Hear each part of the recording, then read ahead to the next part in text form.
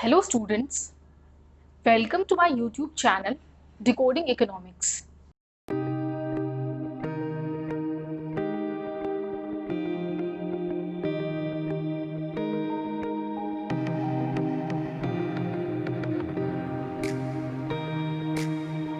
तो चलिए आज के लेक्चर को हम स्टार्ट करते हैं।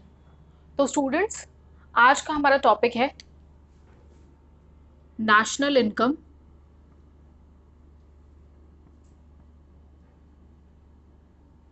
And related aggregates.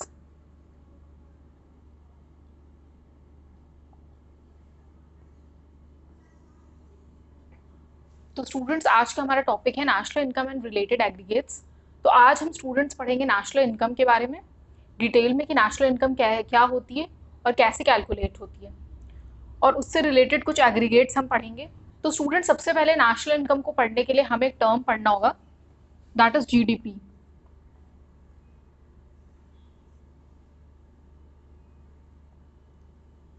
हम पढ़ेंगे GDP, that is your gross domestic product. और ये जो मैंने यहाँ पे एमपी लिखा है, ये है एट मार्केट प्राइस।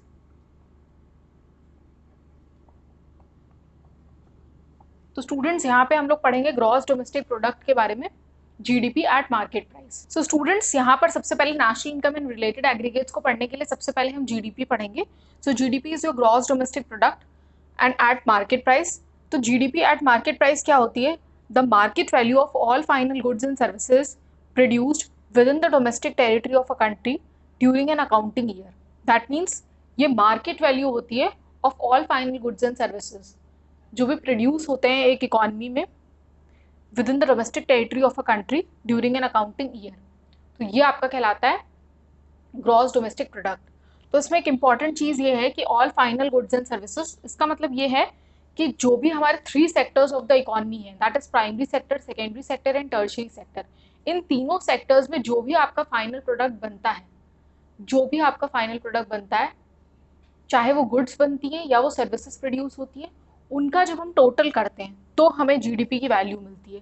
ठीक है, और ये प्रोड्यूस होती है within the domestic territory of a country. तो जो डोमेस्टिक टेरिटरी होती है, इसका मतलब है within the geographical boundaries of a country. सिर्फ geographical boundaries of a country नहीं, इसमें एक्स्ट्रा चीजें भी ऐड होती हैं। जैसे कि आपकी डोमेस्टिक टेरिटरी का मतलब है, जैसे सपोज ये आपकी कंट्री है, तो ये geographical boundaries of a country और ये आपका रेस्ट ऑफ द वर्ल्ड है।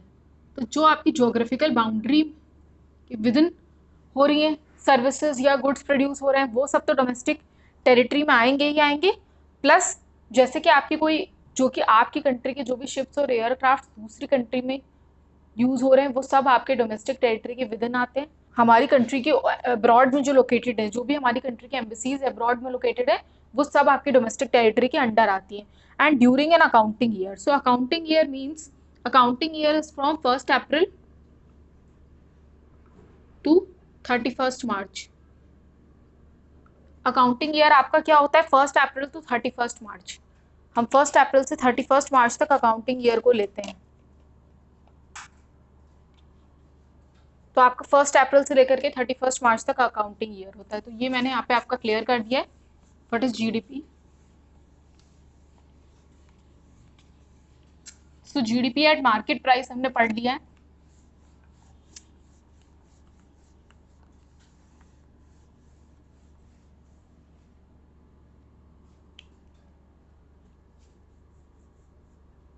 स्टूडेंट्स, हमने पढ़ा जीडीपी एट मार्केट प्राइस। अब जीडीपी एट मार्केट प्राइस हम लोग समझ चुके हैं कि क्या होता है। इसको हम लोग बोलते हैं gross domestic product at market price. इसी से हमें अपने और रिलेटेड एग्रीगेट्स को हम इसी के थ्रू पढ़ेंगे। हम पढ़ेंगे और बाकी रिलेटेड एग्रीगेट्स के बारे में जीडीपी एमपी के थ्रू। कैसे? अब आपकी जीडीपी एमपी जो है, वो है आपका gross domestic product at market price.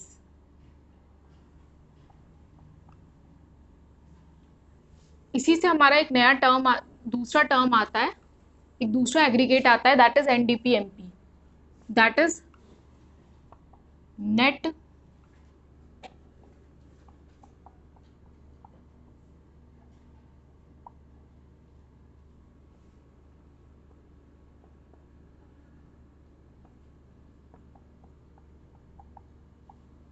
तो स्टूडेंट्स यहाँ पे आप क्लियरली देख सकते हैं कि आपका जीडीपी है gross domestic product at market price, और दूसरा एग्रीगेट हमने लिया है NDP, that is net domestic product at market price. तो जो आपका जीडीपी एमपी और एनडीपी एमपी होता है, दोनों में आप एक ही वैल्यू का डिफरेंस देख रहे हैं कि एक आपकी ग्रॉस वैल्यू है और एक आपकी नेट वैल्यू है। तो दोनों में क्या डिफरेंस है?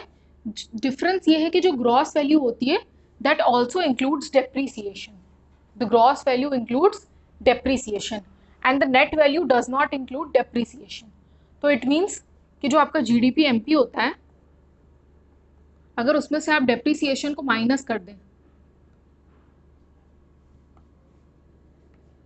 तो आपका एनडीपी एमपी आ जाएगा। Gross value includes depreciation within itself and net value does not include the depreciation. Depreciation क्या होता है? अब क्वेश्चन अराइज होता है, what is depreciation? Depreciation means a reduction in the value of an asset over a period of time due to wear and tear. So कोई भी asset है उसकी वैल्यू में जो भी रिडक्शन होता है over a period of time due to wear and tear, उसको यूज करने से तो वो आपका कहलाता है डेप्रीसिएशन। तो डेप्रीसिएशन जब इसमें से हम माइनस करेंगे तो आपका एनडीपी एमपी आ जाएगा। तो आप ये क्लियरली बोल सकते हैं कि ये आपकी ग्रॉस वैल्यू है और ये आपकी नेट वैल्यू है। तो अगर आपको ग्रॉस वैल्यू से नेट वैल्यू में आना है तो आप माइनस कर देंगे डेप्रीसिएशन, और अगर आपको नेट वैल्यू से ग्रॉस वैल्यू में जाना है तो आप ऐड कर देंगे डेप्रीसिएशन। आई होप ये आपको क्लियर हो गया होगा स्टूडेंट्स कि अगर आपको ग्रॉस से नेट वैल्यू में आना है तो आप माइनस करेंगे डेप्रीसिएशन, और अगर आपको नेट से ग्रॉस वैल्यू में जाना है तो आप ऐड करेंगे डेप्रीसिएशन। इसका मतलब ये है कि GDP MP is equals to NDP MP plus depreciation. तो GDP MP is equals to NDP MP plus depreciation. तो ये यहाँ पे वैल्यू आ गई। तो आप जो है जीडीपी एमपी की मदद से एनडीपी एमपी को कैलकुलेट कर सकते हैं। So we can calculate GDP NDP MP from GDP MP. तो स्टूडेंट्स नेक्स्ट हमारा एग्रीगेट है जीएनपी एनपी। तो स्टूडेंट्स नेक्स्ट हमारा एग्रीगेट है जीएनपी एनपी। ये क्या होता है? It is a national concept. It is the market value of all final goods and services produced by normal residents of a country during an accounting year plus net factor income from abroad. तो that means GNP NP हमारा अगला aggregate है। ये क्या होता है? It is a national concept. ये market value होती है of all final goods and services produced by the normal residents of a country. Now, what are the normal residents? Normal residents means a person who resides in a particular country and his economic interest lies in that particular country. So, normal resident is any person who resides in a country and his economic interest also lies in that particular country. So, he is called as normal resident of that country. तो it means normal resident में आप ये बता सकते हैं कि जैसे suppose एक तो सारे सिटीजन ऑफ इंडिया तो आएंगे, लेकिन सपोज कोई यूएस का सिटीजन इंडिया में रह रहा है for a period more than 1 year, ठीक है, and he works in India, किसी एमएनसी में काम करता है, तो आप ये बोल सकते हैं कि वो पर्सन इंडिया का नॉर्मल रेजिडेंट कहलाएगा। क्यों कहलाएगा? Because that person is living in India for a period of more than 1 year and his economic interest lies in India. That's why that citizen of US will be considered as a normal resident of India. तो वो आपका normal resident कहलाएगा India का, क्योंकि वो India में रह रहा है। तो ये हो गया आपका नॉर्मल रेजिडेंट। तो जितना भी final goods and services normal resident के थ्रू प्रोड्यूस की जाती है during an accounting year plus net factor income from abroad. इसका मतलब ये है कि ऐसी इनकम जो आपकी अब्रॉड से आ रही है, net factor income from abroad, जो भी अब्रॉड से इनकम आ रही है। तो net factor income from abroad का क्या मतलब होता है, इसको हम लोग डिटेल में पढ़ेंगे।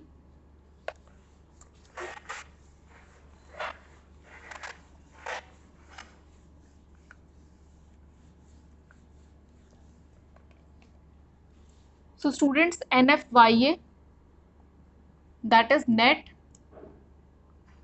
factor income from abroad.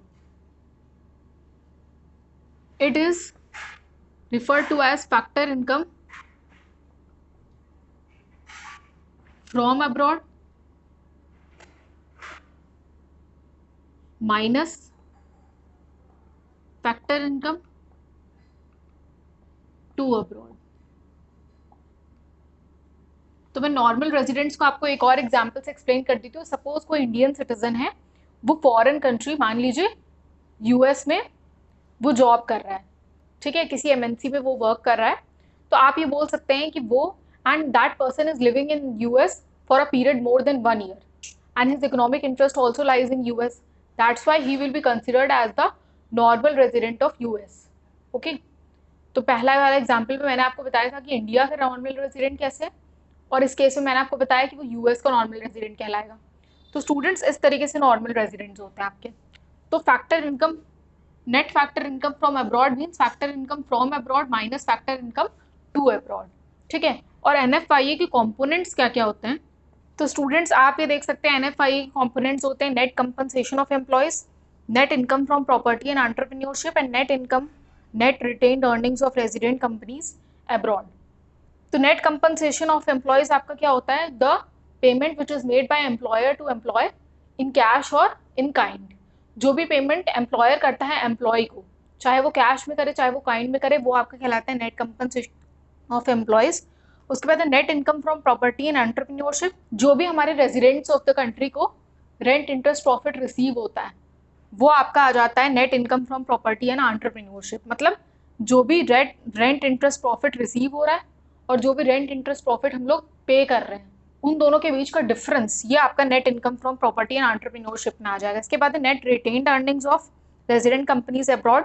तो रिटेन्ड अर्निंग्स में आपकी कौन सी अर्निंग्स आ जाएंगी, the amount of net income which is left with the business after the payment of dividends to the share holders.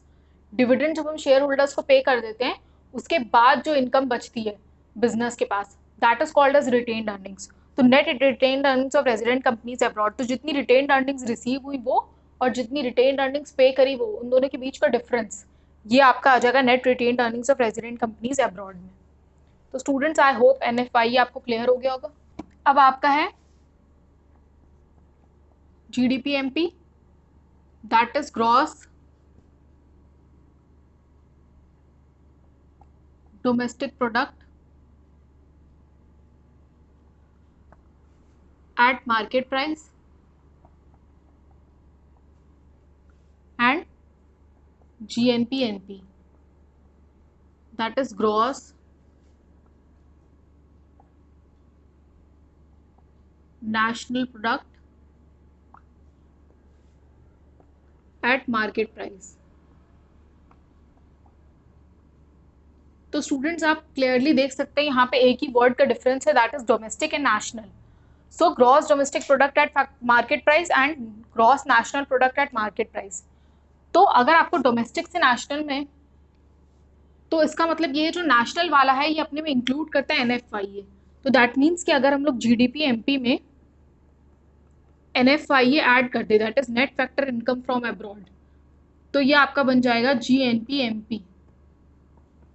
तो स्टूडेंट्स अगर हम लोग GDP-MP में एनएफआईए को ऐड कर दे तो ये हमारा GNP-MP बन जाएगा. दैट मीन्स आप ये भी बोल सकते हैं कि GNP-NP minus NFIA is equals to GDP-MP. तो स्टूडेंट्स आप ये भी बोल सकते हैं कि अगर हम ग्रॉस नेशनल प्रोडक्ट में से net factor income from abroad को माइनस कर दें तो आपका gross domestic product at market price बन जाएगा. तो इसका मतलब क्या हुआ, national and domestic. So domestic से अगर नेशनल में जाना है तो ऐड कर देंगे एनएफआईए, और नेशनल से अगर डोमेस्टिक में आना है तो माइनस कर देंगे एनएफआईए. आई होप ये आपको क्लियर हो गया होगा कि डोमेस्टिक से हम नेशनल कन्वर्ट करना है, डोमेस्टिक से नेशनल में कन्वर्ट करना है तो हम net factor income from abroad को ऐड कर देंगे, और नेशनल से डोमेस्टिक में कन्वर्ट करना है तो net factor income from abroad को माइनस कर देंगे. ये स्टूडेंट्स मैं आपको इसलिए बता रही हूँ कि ये आपकी नेशनल इनकम के न्यूमेरिकल्स में ये आपका यूज होगा, इसलिए मैं आपको ये एग्रीगेट समझा रही हूँ. तो ये एग्रीगेट भी हमारा क्लियर हो गया है.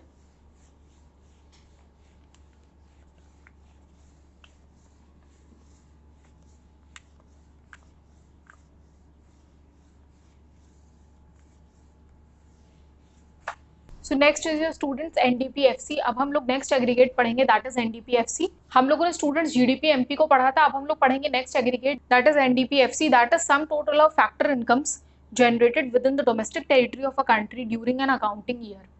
So जो sum total of factor incomes होता है, what are the factor incomes? The income which is received on the providing factor services is known as factor income, that is rent, interest, wages and profit. ये होती हैं आपकी factor incomes जो कि factor services आप provide करते हैं land, labour, capital, entrepreneurship, उसके रिटर्न में रिसीव होती हैं। तो these generated within the domestic territory of a country during an accounting year is known as NDPFC. इसको आप बोलते हैं net domestic product at factor cost. This is known as net domestic product at factor cost. इससे पहले हम market price पढ़ रहे थे और अब हमने फैक्टर कॉस्ट पढ़ा। तो अब देखते हैं इनके बीच में क्या डिफरेंस है।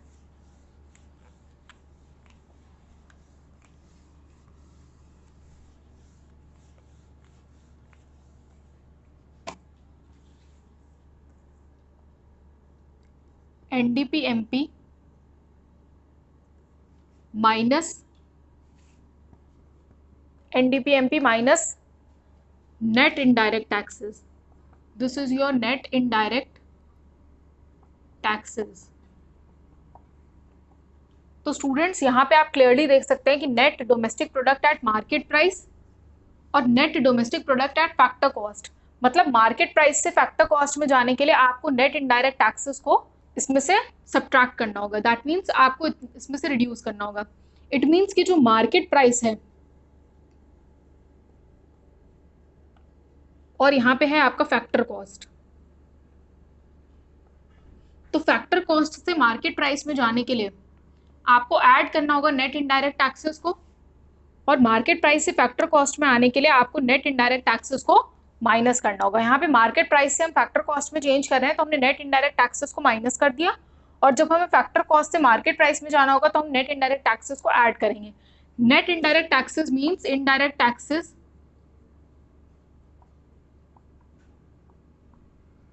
Minus subsidies. तो नेट इनडायरेक्ट टैक्सेस स्टूडेंट्स आपका होता है इनडायरेक्ट टैक्सेस माइनस सब्सिडीज। तो यहाँ पे मार्केट प्राइस से फैक्टर कॉस्ट में अगर चेंज करना है तो हम नेट इनडायरेक्ट टैक्सेस को क्या करेंगे, माइनस करेंगे मार्केट प्राइस में से, और अगर फैक्टर कॉस्ट से मार्केट प्राइस में जाना है तो नेट इनडायरेक्ट टैक्सेस को हम ऐड करेंगे। That is indirect taxes minus subsidies.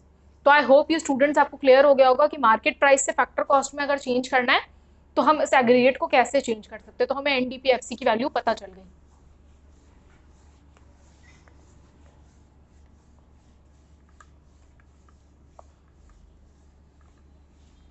तो स्टूडेंट्स हमने ये कुछ एग्रीगेट्स पढ़ लिए जो कि नेशनल इनकम से रिलेटेड है। अब हम लोग देखेंगे what is national income, that is NNPFC. NNPFC is your national income. NNPFC is your national income. ये कैसे कैलकुलेट होती है, इसको हम लोग कैलकुलेट करेंगे जीडीपी-एमपी से। अगर हमें नेशनल इनकम को कैलकुलेट करना है जीडीपी-एमपी से तो हम कैसे कैलकुलेट करेंगे, GDP-MP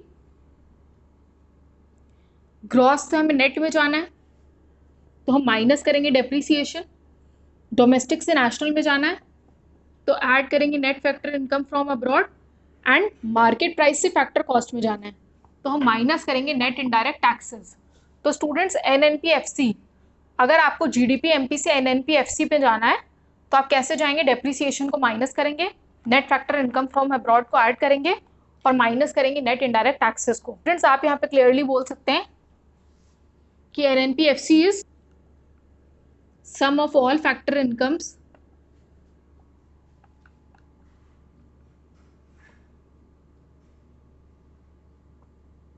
generated within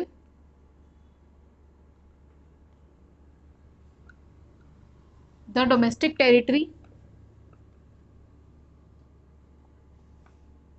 of a country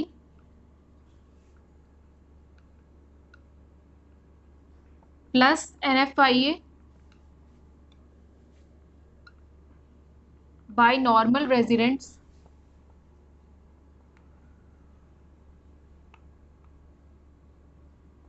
during an